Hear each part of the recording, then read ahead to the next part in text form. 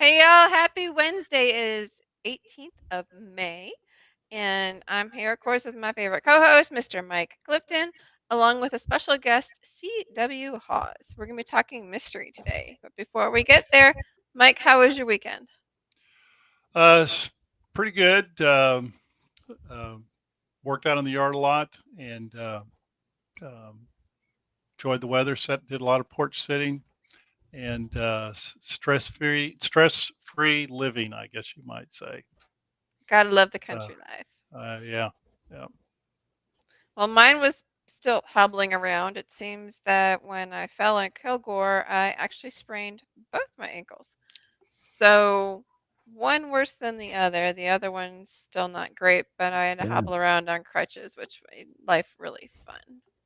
Uh, So, yeah, it's still kind of a couple different shades of yellow and purple, even 2 weeks later. So, it turns out that I guess I tore some ligaments and tendons in the right ankle, which is my dominant ankle, which means I have to hobble around on my left one. Well, Which, like you said before, sometime been better to have broken your ankle instead of doing straining the ligaments. yeah, Yeah. it is because it's like I feel fine otherwise, but I feel like I'm being held captive because I can't do much. I have to like hobble around, and if I do too much, even like swimming in the pool or something, just kind of floating around to kind of keep strength and exercise and kind of build without putting pressure on my legs, my foot like just wants to kill me all night long. Hmm. It's brutal.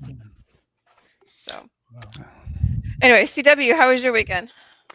well, I don't know. It's kind of the answer I give everybody. I'm retired, so every day is the weekend. I mean, there's, it's just sort of all blends together, you That's yeah. not know. a bad So, thing. It really isn't. and it's all good. I mean, it's when you're retired, it's like you're a kid again, only you're an adult. So hey, Yeah. You Yeah. get to What can't day? sleep beat it. in. The commute's great. I Yeah, mean, the commute's really good. don't have to Yeah. worry about traffic. Don't have to worry about any of that stuff. It's No, all no, good. no. Every day is a Saturday. Every day is a Saturday. That's right. Every day is a Saturday. Provided I can get my doggy to sleep in. Yes, it is. She's what we Yeah, well, call a the forever cat toddler. never, the cat doesn't know any of that, but it's so Well, today we're going to be talking mystery. Ooh. yes, mystery. So, Mr. W and actually Mike and I were all in an anthology together, Beyond the Sea Stories from the Underground. Yes, And since then, I've actually left the group because I've had way too much going on my plate. But they've done some really cool things. Like they started doing instead of an anthology in one book, you guys are kind of doing it through books themselves. There's like like one right. person writes one book, one person writes the next one. How difficult is that? Um, well, it's basically a series, a novel series, and it's just that instead of one person writing it, we have 9 people writing it. And so yes, it does take quite a bit of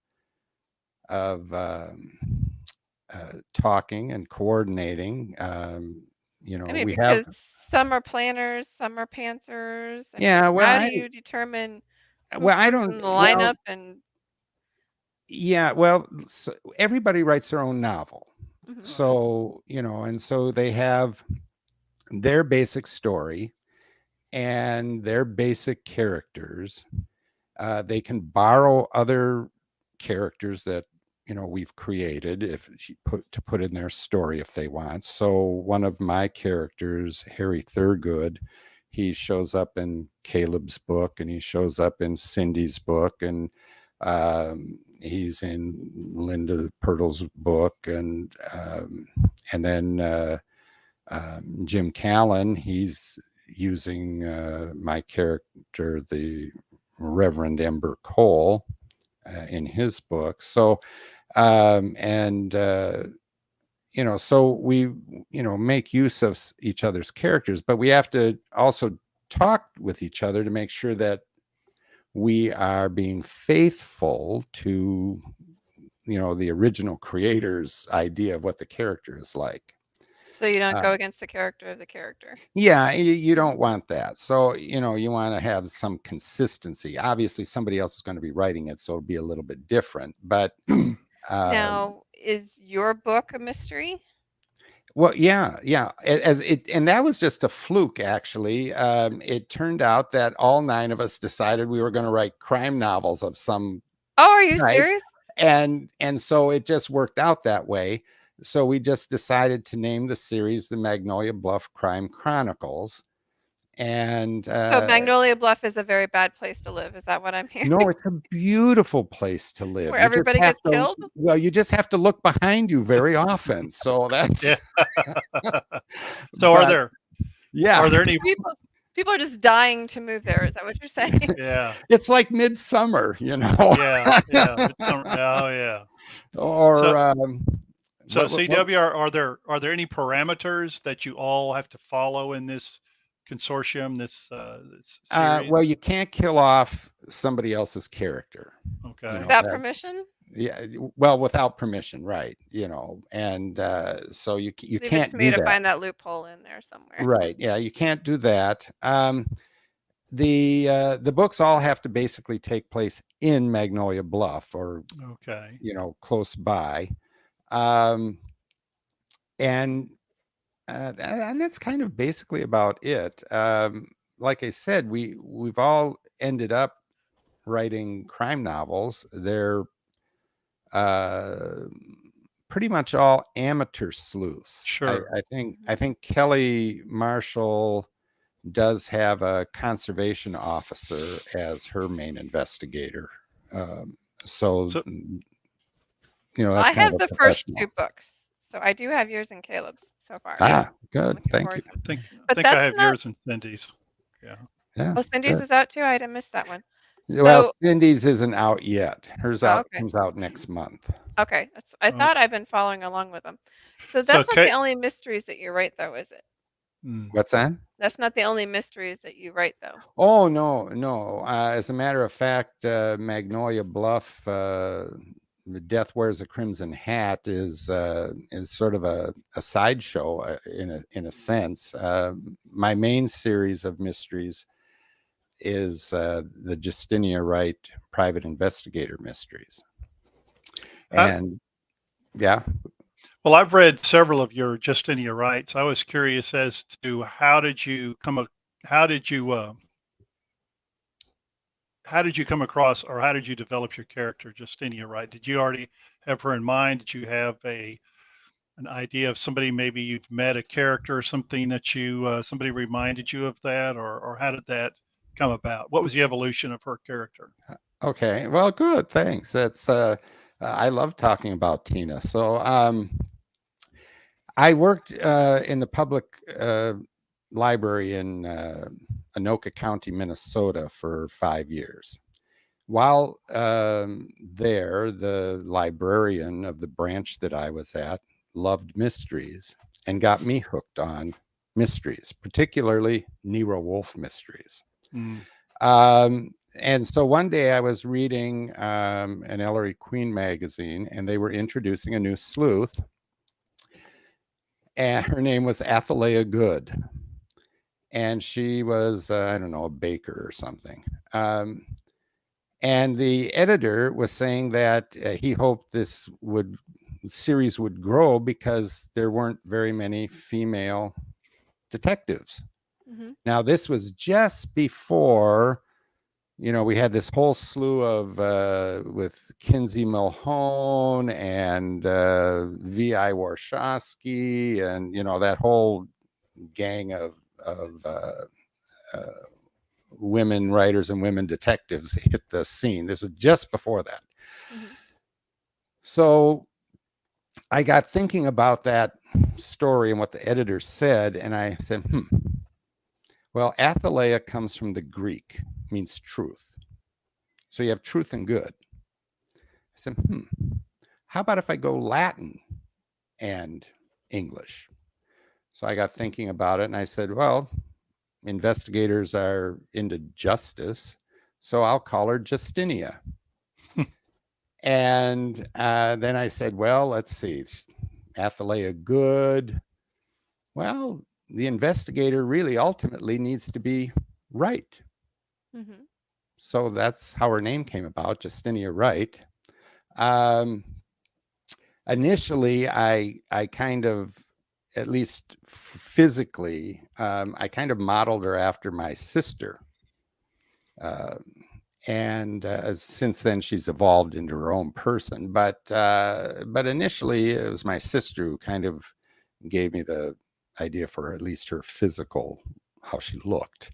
Mhm. Um, and then, as far as her persona, because I like Nero Wolfe, I decided I'd maybe make her like a female Nero Wolfe. So she's somewhat like Nero Wolfe, but not totally like Nero Wolfe because she does go out of the house. Um, but that's kind of how she came about. And then, as of course you write the books and the characters begin taking on a life, whole life Mhm. of their own, and so she's evolved uh, from my original concept anyway. When you write mysteries, you kind of gotta. I accidentally wrote one. I didn't realize it was a mystery till somebody read it and told me it was actual mystery. I didn't intend for it to be. Um, and it was a course over 5 books. It's a 5 book series, and there were Ah, technically 2 mysteries in it. And I didn't realize I did it. But it's like you kind of gotta give just enough where they think they have an idea of who it is, but it could be, multiple people. And so you kind of got to throw a little bit of red herrings in there, but, make it unpredictable enough that they're like, oh my gosh, I never would have thought it was that person.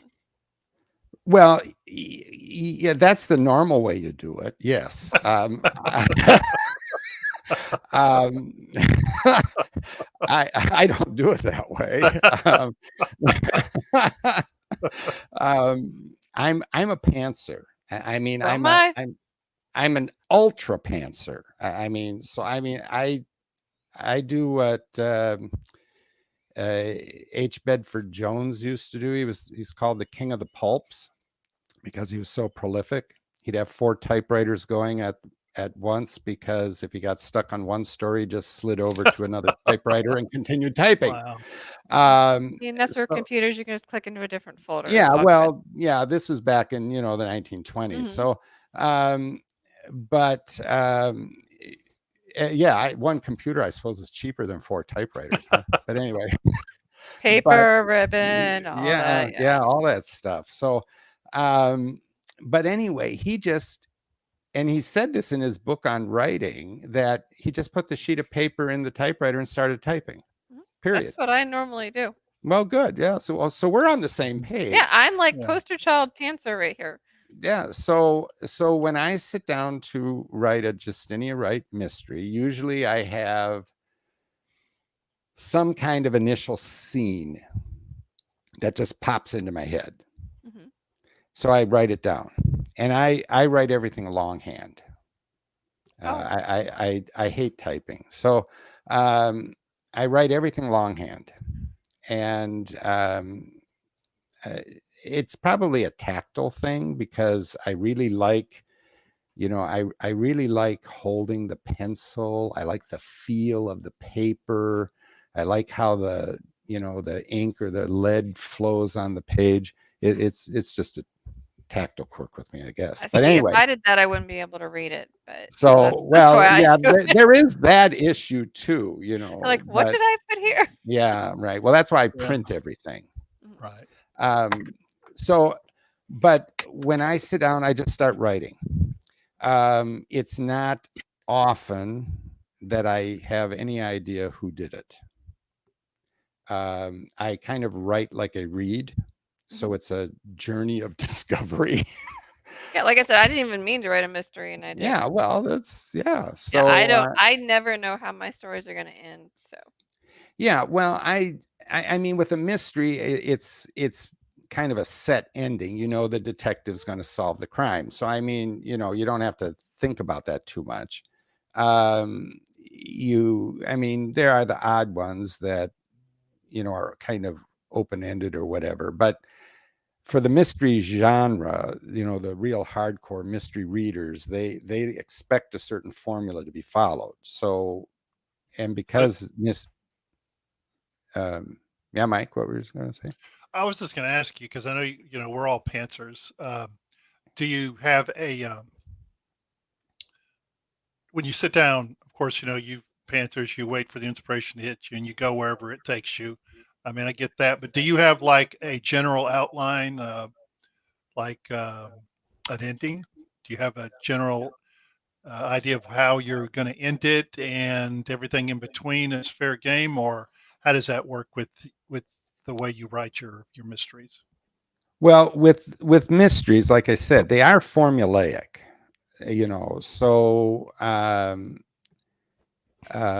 I know that in order for the mystery to be acceptable to mystery readers, the detective has to solve the case at the end. So that's a given. All right. As far as the first sentence that I write versus and the last sentence I write, well, no, I don't have anything planned out. I just start writing. And I'm a big believer in Ray Bradbury's dictum. You create your characters, you let them do their thing, and there's your story. Mhm. So mysteries are supposed to be plot driven, but I don't write them that way. I write them character driven.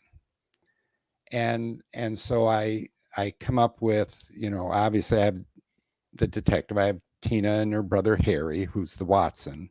Mhm. And There's and the secretary in there too, isn't there? yeah, B Yeah. is Harry's wife, and she Yeah, I like her though. yeah, B is cute. I like B. It's and so so I have that trio, and then there's Lieutenant Cal Swenson of the Minneapolis Homicide Department. And other than that, I mean, somebody has to come in to ask Tina to do something. Mhm. So I then create that person, and then eventually somebody has to die. So then I have the body, and then I'm just Do they kind of always have a body though? well, actually, in the very first book, Festival of Death, no, there is no. Well, the person that Tina's looking for does not die. So there are some deaths, but they're really off stage and really vague. But no, there's that one. There aren't any. But in Death Makes a House Call, for example, Tina doesn't want to take the doctor's case. So Harry says, well, we aren't busy. I'll take the case. And then lo and behold, what happens? Harry goes to meet the doctor to find out more about what his situation is, and the doctor's dead. Hmm. And So so Tina has to help. yeah, then Tina has to help, see, because Harry's in kind of hot water there. So so she gets dragged into the whole thing. So basically, she's kind of lazy. She doesn't want to work. She'd rather paint or play the piano. Um, so there I had the body. Now I had to figure out who did it. Well, I don't know. Somewhere along the line, I was halfway through, 2/3 of the way through. I don't know. I finally decided who did it. And on a couple of these, I didn't know. But Jesus Never Wept, I was at least halfway through the book, and I had no idea who did this. And I was getting kind of nervous. And Like, talk to me, talk to me. yeah. And I mentioned it to my sister, and she said, basically, well, what are you worried about? You always figure it out at some point. And The oh, butler yeah, did you're it. right. I do. So True. So you truly never saw the plot twist coming. yeah, That's exactly. yeah. Exactly. And I probably shouldn't say this, but when people write reviews or whatever, and they say how these are expertly plotted and complicated and everything, You're laughing your I head off. kind of I'm sorry, but I do kind of laugh at that, because Well, I'm glad they come out that way. That's, I'm glad about that because Just the way you planned, right? yeah, It's exactly. just like sometimes being a speaker, they don't know that you've made a mistake. They don't know that you really had Well, no clue right, until you right. kind of You fake it till know, you make it. Eventually, somebody's going to figure out who killed him. yeah, it's right. The musician who's playing the piece, if makes a fluff. Well, I was playing in a recorder consort in college, and the director said, if you make a fluff, don't worry about it because most everybody in the audience isn't going to know it. Hmm. Just keep going. Mhm. And so I think that kind of applies to anything. Yeah. It's Well, people think that we writers are kind of like magicians, No, you we know. kind of teeter that fine line between crazy and Yeah, sanity.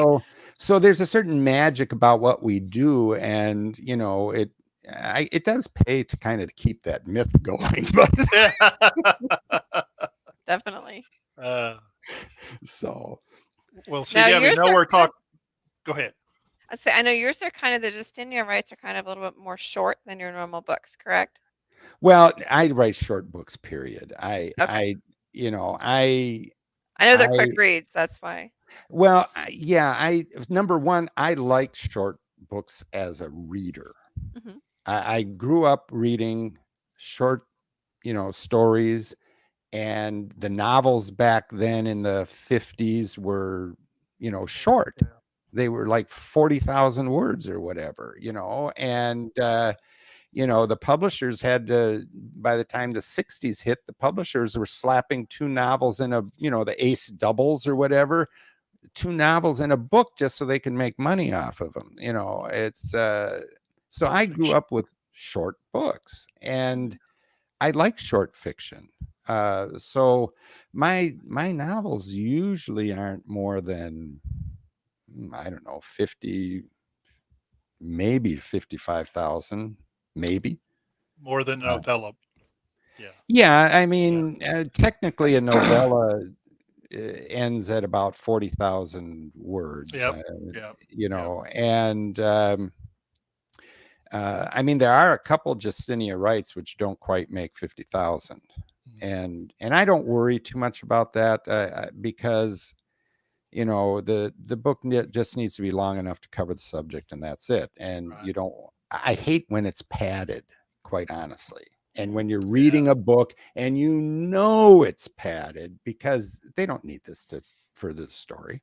Mhm. That's a whole separate talk for a different Yes, it for is. yeah, Robert Yes, it Jordan's is. Wheel of Time, perfect example of Yeah. filler. Too much Well, information. yeah, oh yeah. Well, I know you write more than, although our episode is about mystery. I know you're a multi-genre author, CW. Yes. You also write. I've also read some of your books. That man, they kind of run the gamut. It's voodoo, horror, science fiction. Uh, Apocalyptic. you know, Yeah. Post-apocalyptic. Yeah. can you Mhm. Yeah. talk a little bit about that as well? That we've talked about your Um, mystery writing. What about your other yeah. genres? Well, I have a post-apocalyptic series. It's 7 books and it's on pause. Maybe someday I'll go back and finish it. But right now it's on pause. It's at a good point to end, but I could pick it up again. And I like the post-apocalyptic genre, particularly cozy catastrophes. I Cozy don't like, catastrophes. yes, cozy catastrophes. I like that. They were very popular in England in the 50s, and they basically, they're kind of utopian in feel. You have a group of people who eventually come together after the big disaster, and they're trying to rebuild the world as a better place. Mhm. Now, how more utopian can you get than that, huh? So, and I didn't know this when I started writing the Rocheport saga. I didn't know there was such a thing as cozy catastrophe. I did know that I liked the novel Earth Abides. And I Yes. came to learn later that Earth Abides is a cozy catastrophe. And the Day of the Triffids, is also a cozy catastrophe. So we don't normally think of it that way, but it really is, because the main group of characters is trying to build a better world. Hmm. So I really like that, and so I just sort of fell into it. But I said, hey, this fits. So You I know, do I that. I actually still have that book, Earth Abides. I read it when I was in college. Yeah, I still have that paperback. One of the few I've kept and haven't turned into a used bookstore. yeah, yeah. That was an It's awesome a good novel. book. Yeah, It it is. is. A very good book. Very good. So I write that. I write the Pierce Moston Paranormal Yeah. Investigation series. That's Those are uh unique. I've actually reviewed a couple of those on my blog. so The one about the Zubambis. yes, the Zuvembis. Yes, Yeah, Van Dyne's Zuvembis. yep, Yes. that's the one. Yes. Um, Pierce Moston is kind of a blend of Kolchak, the Night Stalker, the X Files, and the Cthulhu mythos. Um, I And I people like wonder where my brain goes half the time. I like Lovecraft's Cthulhu mythos, and just one day it just hit me. Geez, that would kind of fit in if there was some sort of secret government agency that was trying to knock off these monsters or whatever, prevent them from taking over the earth. So that's where Pierce Moston came from, and I have a lot of fun writing those. They're and great fun.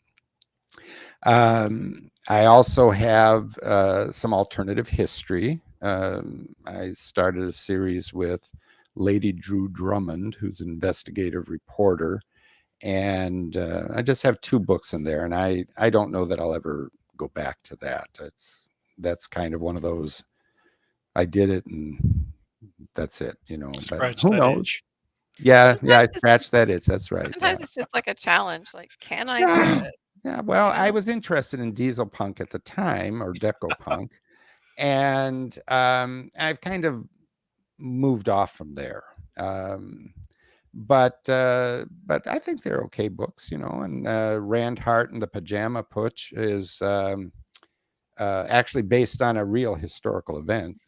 The real Pajama Putsch was in Brazil, and so I just used that and as a basis for this alternative history decopunk book, and so it was a lot of fun. Interesting. Well, we have just a few minutes left. So, how can people find more about you online? Well, it's probably the best place to go would be the website, which Which is is www.cwhawes, Hawes is Hawes, mhm. cwhawes.com. And you can go to the page, you'll see have my blog there. And then over on the left, you can click my books, and that'll take you to all my books. You can click about the author. That'll tell you a little bit about me. Yes, there's the website, and so that's probably the best place. I am also on Twitter, Mhm. um, and I'm also on Facebook. Now, how are you listed on Twitter? Because I was trying to find you. Twitter, it's at CW_Hawes. That's why I couldn't find you. So that's where I am at Twitter. Okay. And Facebook, I'm at my page is under CW Hawes, and my profile's under Christopher Hawes. Awesome. Well, So thank you so much. You've given us a lot to think about. So maybe try those listening, try your hand at writing a mystery and see what happens. It gets great kind of fun. all kinds of fun. Yeah, I like them. Being a pantser as well. Next week we're going to have one of my favorite type of weeks. It's book reviews. We haven't done it for a few months, so I'm pretty excited to get back to it. I know I have a really good one to talk about. I don't know about you, Mike, but we enjoy those because we get to share some of the stories that we've enjoyed with other people. So we'll see you here next time, same place, next Wednesday, 1 o'clock. We'll see you then.